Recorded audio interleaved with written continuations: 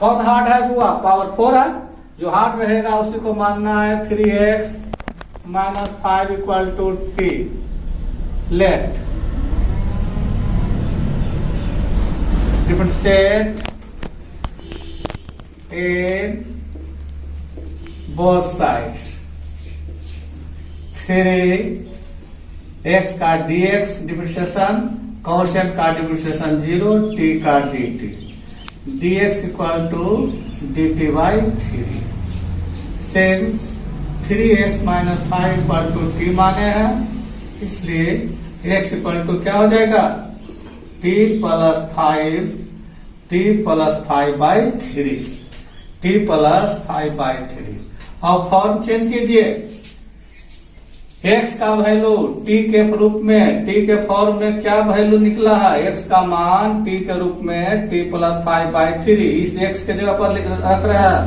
इस x के जगह पर आपका x का वैल्यू t के फॉर्म में जो आया है उसको लिख रहे हैं।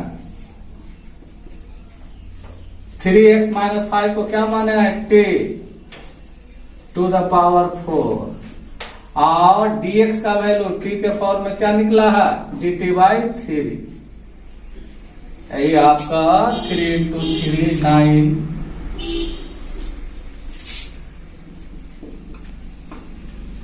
9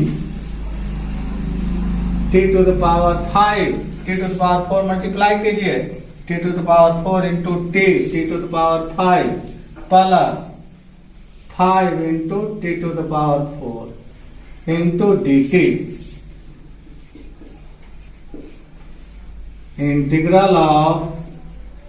इंटीग्रल का साइन और dt हर एक टर्म में मल्टीप्लाई करते हैं।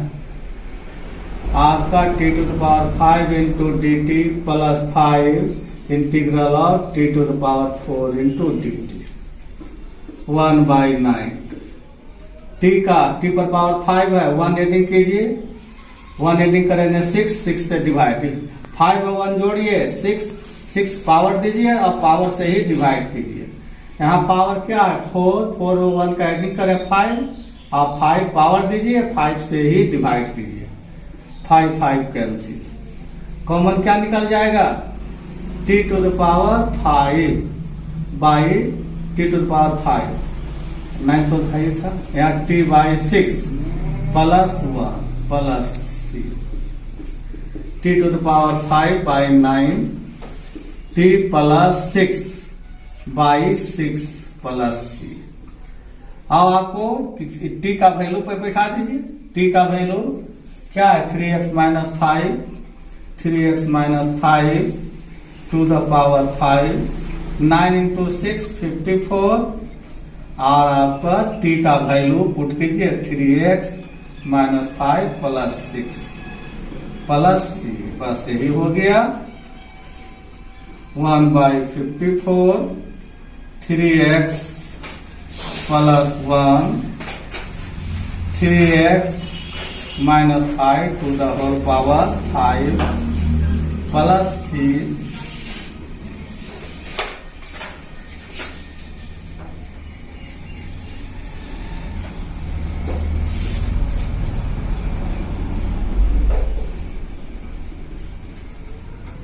plus c, where c is the integral constant. Stop. Yes. Root का है, तो रूट के इनसाइड जो है उसको सपोज करते हैं equal to t। Let differentiate in both sides, दोनों पक्षों का समाकलन करें। c x का डिफरेंशिएशन dx, एक d क्या है? कांस्टेंट है, कांस्टेंट का डिफरेंशिएशन, यहाँ c और d, a b c और d कांस्टेंट है। यहाँ x का differentiation dx into c, d में x नहीं है इसलिए कांस्टेंट का डिफरेंशिएशन 0, t का डिफरेंशिएशन dt, इसलिए dx equal to dt by c। और सिंस चूंकि cx प्लस d का वैल्यू t सपोज किए हैं, तो x का वैल्यू t के फॉर्म में क्या निकलेगा? t minus D by C. अब आपको ax plus b A x plus B का वैल्यू टी के फॉर्म में क्या होगा, ए एक्स का वैल्यू टी के फॉर्म में T minus D by C plus B. तो आपको यही हो गया ए एक्स प्लस बी का वैल्यू टी के फॉर्म में निकला ए टी आपका plus B C minus A D by C. ऐसा होता है ए टी माइनस ए डी प्लस बी सी। तो पॉजिटिव पहले लिख दिए हैं, a t plus B c पहले लिखे हैं, माइनस ए डी बाद में कर लिख दिए हैं। अब आपको फॉर्म चेंज करें, ए एक्स प्लस बी का वैल्यू टी के फॉर्म में निकला ए t plus B c, a t plus B C minus A d, a t plus B C minus A D by c. X plus B का value T के form में ही निकला था a t plus B C minus A d. अब आपको इसका value रखे root c x plus d का वैल्यू टी के फॉर्म में क्या माने है टी, आपको सी एक्स प्लस डी का वैल्यू क्या माने है टी, और डी एक्स का वैल्यू टी के फॉर्म में क्या निकला है डी एक्स का value d t by c. यही आपका हुआ 1 by c square integral of 1 by c square a integral of t into root T क्या हो जाएगा टी टू द पावर आपका 3/2 इंटू डी टी प्लस देखो A into T into root T. T एक constant था बाहर कर दिए, डी के साथ टी है, डी के साथ क्या है टी है, इसलिए टी का इंटीग्रेशन होगा। तो इंटीग्रेशन के अंदर क्या लिखे टी इंटू रूट टी क्या होगा T to the power 3/2 plus अब root T BC minus A D में मल्टीप्लाई होगा, अलग ही कर देते हैं, बीसी माइनस ए डी कॉन्स्टेंट है इंटू रूट टी को इंटीग्रल साइन के इनसाइड कर देते हैं इंटू डी टी। मतलब डी टी क्या होगा हर एक टर्म में मल्टीप्लाई होगा। क्या किए इंटीग्रल का साइन ए के साथ ए टी के साथ ये बाहर कर दिए t into root t to the power 3/2 into D t. फिर बीसी माइनस ए डी में भी मल्टीप्लाई होगा, क्या चाहिए root t into D t integral का साइन। तो बीसी माइनस ए डी क्या है कांस्टेंट है, तो आप भी आपको बीसी माइनस ए डी इंटीग्रल के बाहर इंटू रूट टी आपका इंटीग्रल साइन के अंदर लिखे, रूट टी को हम कर दिए T to the power half into D t. D के साथ जो रहेगा वेरिएबल उसी का इंटीग्रेशन होगा, डी के साथ क्या है टी है, तो इंटीग्रल साइन के अंदर आपको टी का ही फॉर्म रखना है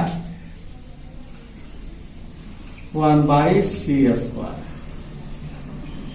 अब आपको इसमें 1 एडिंग कीजिए, 3/2 में 1 जोड़िए क्या होगा 5/2, 5/2 से divide 2/5 plus BC minus A D, इसमें 1 एडिंग कीजिए क्या हो जाएगा 3/2 से divide 2/3 plus this is the integral constant. अब कॉमन निकालिए, देखो बुआ 2 और 2 कॉमन निकलेगा, ध्यान देना है। और क्या निकलेगा टी टू द पावर 5/2 है, यहाँ टी टू द पावर 3/2 है, तो क्या कॉमन निकलेगा टी टू द पावर 3/2। अब यहाँ क्या बच गया 2 तो बाहर निकल गया ये, और टी बचेगा t into t to the power 3/2 क्या हो जाएगा t into t to the power 3/2 t to the power क्या हो जाएगा 5/2 आ जाएगा। फिर आपको इसको गुना कर देंगे, आपको तो कॉमन ये भी ले रहा है, आपको यहां से कॉमन ले लिए क्या चाहिए टी टू द पावर 3/2, तो क्या बचा टी बचा, और इंटीग्रल का साइन नहीं दिए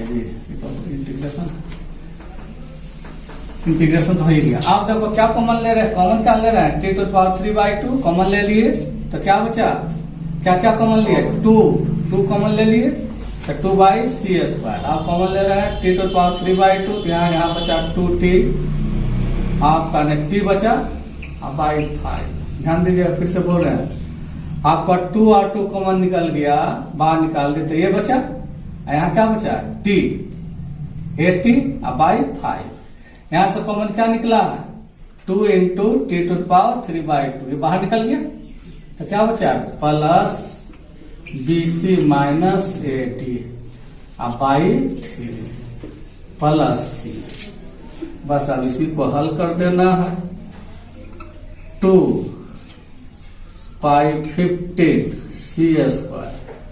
t का वैल्यू बैठाइए, t का वैल्यू क्या है? t cx। अच्छा, तो ये जहां तक c का क्वेश्चन में मेंशन है, इसलिए इंटीग्रल कांस्टेंट कर देते हैं C1। इसे दिक्कत प्रॉब्लम हो जाएगा, C1 इंटीग्रल कांस्टेंट। अब आपको t का वैल्यू बैठा दीजिए। t का वैल्यू क्या है? cx।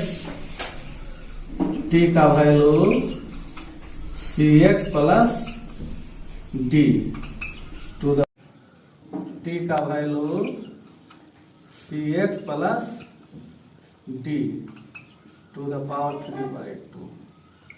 यहां देखिए मल्टीप्लाई कीजिए 3a t, ध्यान दीजिए 3a t का वैल्यू क्या है?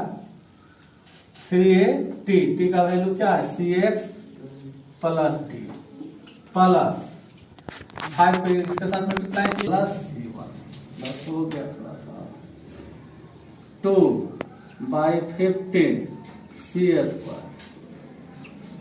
cx plus d to the whole power 3/2। अब यहाँ क्या बचेगा? 3a cx plus 5bc। अब देखो 3ad, ध्यान दीजिएगा 3ad अब माइनस 5ad, 3ad प्लस में है माइनस 5ad, क्या बचेगा? -2 प्लस C1 क्या हो गया? Integral constant. कोरोना वायरस के कारण आप लोग घर पर भी कहीं भी सोशल डिस्टेंस बनाकर रहें तथा सोशल डिस्टेंस बनाकर रहें, और जितना बदलाते हैं सबको ढंग से बनाइए, फिर आगे बढ़ाया जाएगा। कल हो सकता है संडे है, छुट्टी रखे, रिवीजन कीजिए, समझे ना। और सब्सक्राइब तथा शेयर जितना संभव हो सके उतना आप करते जाए। आज का इतना ही।